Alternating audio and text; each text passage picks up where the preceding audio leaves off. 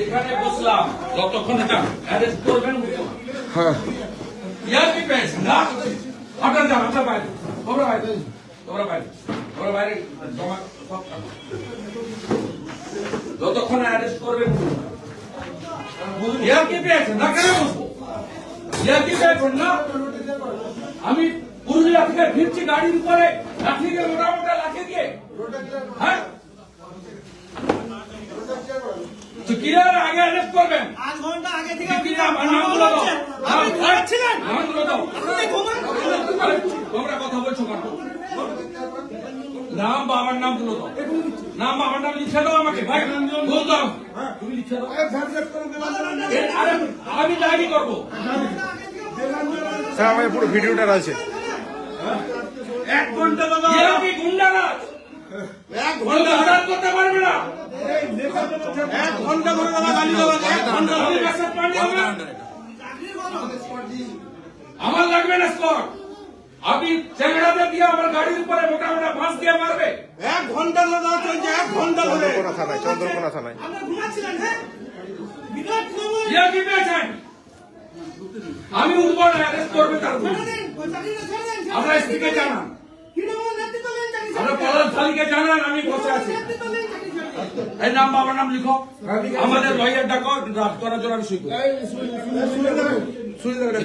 লকলাল বা lawyer draft করতে বলো, নাম বাবার নাম দাও। এই ছবি ভিডিও ফুটেজ 1 ঘন্টা ধরে গালি চলছে জানেন 1 ঘন্টা ধরে। এরা যোগসাজস করে দেবে। এরা আছে তো 20টা লোক, পারে না পুলিশ সরাতে? কেন থাকবে? রাত্রে 8:30টার সময় 1 ঘন্টা ধরে চলছে, পুলিশের কোনো রেসপন্স নাই। পুলিশই বলেছে সব করতে। নানা ধরুন 1 ঘন্টা ধরে চলছে, পুলিশের কোনো রেসপন্স নেই।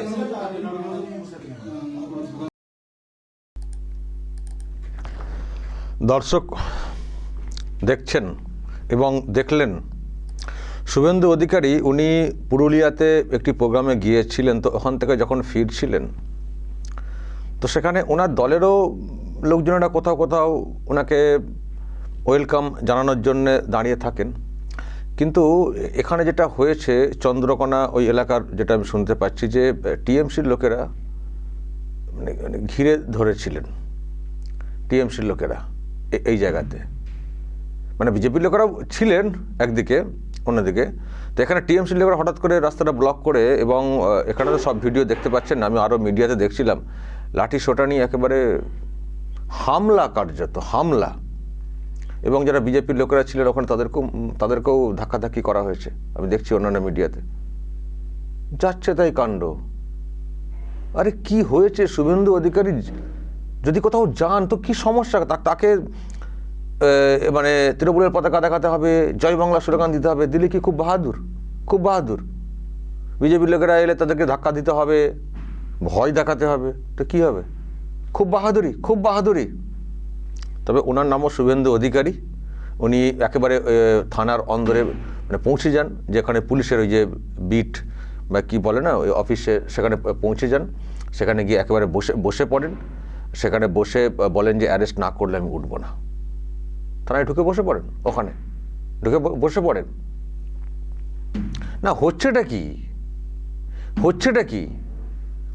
শুভেন্দু অধিকারী একজন বিরোধী দলনেতা, এবং তার একটা নিরাপত্তার ব্যাপার থাকে। এমনিতে তো পারমিশন দেওয়া হয় না, তো কোর্ট কান মুলে দিলে তারপর পারমিশন আসে, এবং সেখানে শুভেন্দু অধিকারীকে প্রপার নিরাপত্তা দেওয়ার কথাও বলে দেয় কোর্ট। তারপরে হচ্ছেটা কি? এত ভয় কেন শুভেন্দুকে? এত ভয় কেন? কি চাইছেন? শুভেন্দুকে মেরে ফেলতে? এর আগেও তো একটা ভিডিও দর্শক আমরা দেখেছিলাম, উত্তরবঙ্গে যখন শুভেন্দু অধিকারী গিয়েছিলেন সেই সময় তো আক্রমণ করা হয়েছিল, ওনার গাড়িকে লক্ষ্য করে আক্রমণ। দর্শক মনে আছে? আমি সেই ভিডিও দেখাতে পারি। মানে ওই দিনহাটা, ওই যে ওখানে এক বড় মন্ত্রী আছেন তৃণমূল কংগ্রেসের, সেখানে কি করা হয়েছিল যখন উনি ওখানে গিয়েছিলেন। নিশ্চয়ই দর্শক আপনাদের হয়তো অনেকেরই মনে আছে এই যে ভিডিওটা একটু আপনাদেরকে দেখাই, তাহলে বুঝতে পারবেন যে শুভেন্দুর বিরুদ্ধে মানে কেমন সব চক্রান্ত চলে। দেখুন, এটা গাড়ির ভিতর থেকে তোলা ছবি, গাড়ির ভিতর থেকে তোলা ছবি তখনকার ফাইল ফুটেজ পুরনো। দেখবেন সব কীভাবে এই যে কীভাবে তার গাড়িকে আক্রমণ, মানে যেন যদি ওই গাড়িগুলো যদি ঠিকঠাক শক্তপোক্ত না হতো মানে মেরেই ফেলতো কার্যত, মেরেই ফেলতো। দেখুন কি অবস্থা করা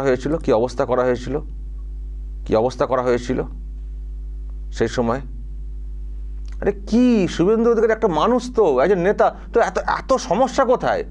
আর সেই শুভেন্দুকে নিয়ে এত সমস্যা কোথায়, কেন? হ্যাঁ, এই ভিডিও, গাড়িটা সেদিন মানে খুব শক্তপোক্ত ছিল বলে বেঁচে গেছেন, দিনহাটা, কোচবিহার।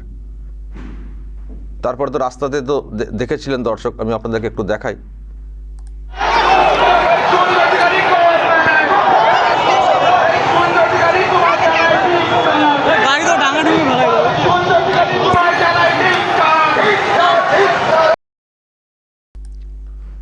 কি হয় এগুলো?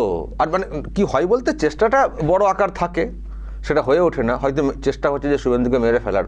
শুভেন্দু তো বিরাট একটা যন্ত্রণার না।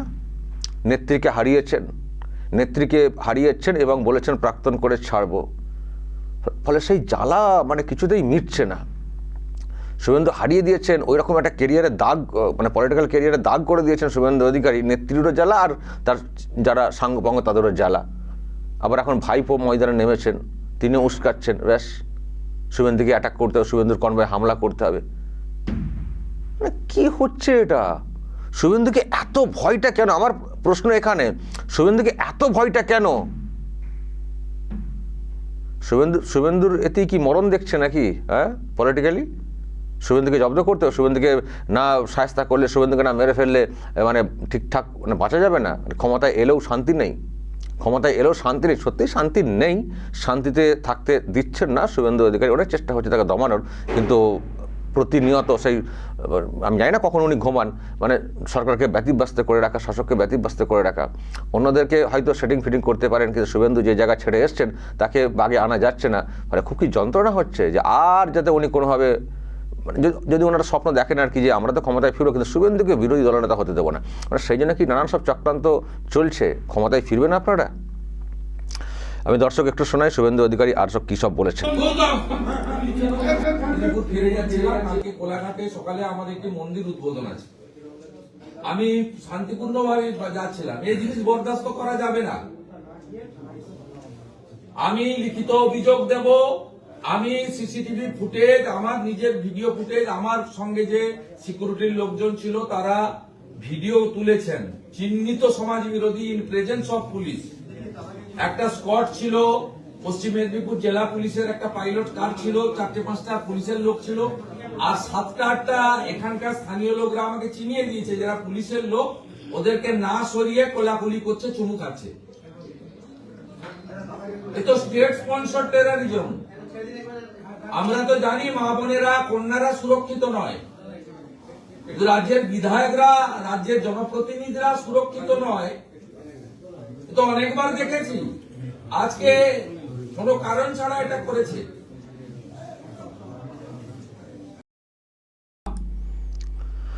দর্শক শুনছেন ব্যাখ্যা উনি আরও দিচ্ছেন। আমি দেখছি যে এই ঘটনা ঘটার পরে বিজেপির তরফ থেকে অনেক রিয়াকশন আসছে, যেমন কৌস্তব বাগচি উনি একটা রিয়াকশন দিয়েছেন। দেখুন দর্শক উনি কি বলেছেন, তারপর ব্যাখ্যাতে আসছে। দলের নেতা মাননীয় শ্রী শুভেন্দু অধিকারীর উপরে আজকে তৃণমূল কংগ্রেসের তরফে যে বর্বরোচিত আক্রমণ করা হয়েছে চন্দ্রকোনায়, এটা অনভিপ্রেত এবং এটা ভয়ঙ্কর বার্তা বহন করে। রাজ্যের বিরোধী দলের নেতা, যিনি রাজ্যের ক্যাবিনেট মন্ত্রীর সমতুল্য পদমর্যাদা, তার উপরে এই ধরনের হামলা, আমরা মনে করি এই ঘটনায় পুলিশ প্রশাসনের মদতে এই ধরনের ঘটনা ঘটানো হয়েছে। মমতা বন্দ্যোপাধ্যায়কে হাত জোর করে শুধু একটা আর্জি করব, পুলিশ প্রশাসনকে সরিয়ে নিন। আপনি যখন সম্মুখ সমরে মোকাবেলা চান, পুলিশ প্রশাসনকে সরিয়ে নিন। বাদবাকিটা ভারতীয় জনতা পার্টির কার্যকর্তারা তৈরি আছে। আপনারা যে ভাষায় বোঝেন, আমরা সে ভাষায় উত্তর দেওয়ার জন্য প্রস্তুত আছি। পুলিশকে সরিয়ে নিলে ওনারা কি করে বের হবেন? বিশেষ করে ওনার ভাইপো বের হতে পারবেন? ওনার ভাইপো যেখানে যান শুনেছি হাজার হাজার পুলিশকে ডিপ্লয় করতে হয়, নিয়োগ করতে হয়। তো পুলিশকে তুলে দিলে ওনারা কি করে বাঁচবেন? ওনাদের তো পার্টি তো বলে কিছু নেই এখন, পুলিশকে দিয়ে আর প্রশাসনিক কিছু লোকজনদেরকে দিয়ে আর আইপ্যাককে দিয়ে তো দলটা চলে। দেখছেন না আইপ্যাকের অফিসে হানা হয়েছে বলে কীরকম একেবারে ঝাঁপিয়ে পড়লেন। তো পুলিশ তুলে দিলে ওনারা বাঁচবেন, ওনাদের পলিটিক্যাল ক্ষমতা কোনো থাকবে। তবে হ্যাঁ, কৌস্তব বাগচি ঠিকই বলেছেন যে পুলিশের এটা তুলে দিয়ে দেখান তো আপনি কত বড় জননেত্রী, দেখান তো। কিন্তু এটা কি হচ্ছে, শুভেন্দুরকে এইরকম কেন? হ্যাঁ, আসলে শুভেন্দু অধিকারীর জনপ্রিয়তা দর্শক নিশ্চয় দেখছেন দিন দিন বাড়ছে, এবং টানা 5টা বছর কীভাবে মানে রুখে দাঁড়ালেন। আমি তো বলবো বিজেপির অনেকে তো মানে 21-এর পরে মানে গা আড়াল দিয়ে বসেছিলেন, অনেকে ছিলেন ময়দানে, কিন্তু শুভেন্দু অধিকারী যেভাবে ওই রকম অবস্থা থেকে দলটাকে টেনে আনলেন, এটা একটা ভাবতে হবে। তৃণমূল কংগ্রেস যে চেষ্টাটা করেছিল 6 মাসে ঝাঁপ বন্ধ, মানে এখানে বিজেপির ঝাঁপ বন্ধ করে দিতে চেয়েছিল, যারা বিধায়ক আছেন বিজেপি তাদেরকে ভাঙিয়ে নেওয়া ইত্যাদি, কিন্তু শুভেন্দু অধিকারী লাগাতার যেভাবে লড়াইটা চালিয়ে গেছেন, মানে মানুষকে এনার্জি দিয়ে, ভোকাল টনিক বলুন যাই বলুন, আশা প্রত্যাশা আশা জুগিয়ে একেবারে নিরাশ হয়ে যদি কেউ প্রথম থেকে বসে পড়েন আর তাদেরকে কিন্তু এগোনো যাবে না। কেউ বলেন যে উনি এই বলেছেন, সেগুলো মিলেছে কি? আরে মেলা না। এতদিন ধরে যে টেনে আনা, আশা দিয়ে পুরো মাটিতে বসে বসে কাঁদার থেকে আশা দিয়ে এতদূর টেনে আনা, দলটাকে এইভাবে অ্যাক্টিভ রাখা, ভোট পর্যন্ত পৌঁছে দেওয়া, এটা কি কম ব্যাপার নাকি? কম ব্যাপার? যদি আশা দিয়ে না আনতেন, জাগিয়ে না রাখতেন মানুষকে বা কর্মী সমর্থকদের, আজকে তো মানে পতাকা ধরা লোক থাকতো না। তো ওনার এই অবদান সেটা টিএমসিও টের পায় নিশ্চয়ই। আর যে জনপ্রিয়তার আমি কথা বলছি দর্শক, আজকে যে প্রোগ্রামটা হয়েছে আমি দেখছিলাম পুরুলিয়ার পাড়াতে, ওখানে গিয়েছিলাম, দেখুন না কত লোকজন ওনার প্রোগ্রামে, কত লোকজন। একজন বিরোধী দলনেতা, এখানে তার গাড়ি ভাড়া নেই, এই নেই সেই নেই যে গাড়ি ভাড়া করে লোকজন ধরে নিয়ে আসতে হবে। দেখুন সেখানে কীরকম জমায়েত এবং কীভাবে ওনাকে ঘিরে উচ্ছ্বাস।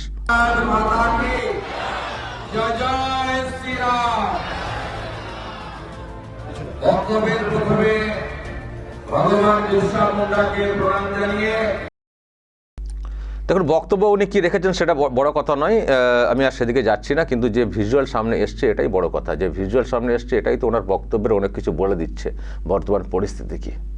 ফলে যতই ওই লক্ষ্মীর ভাণ্ডার এই সেই বা ওই সুরসুরি দেওয়া হোক না কেন, এবার কিন্তু টিএমসির কপালে খুবই দুঃখ আছে।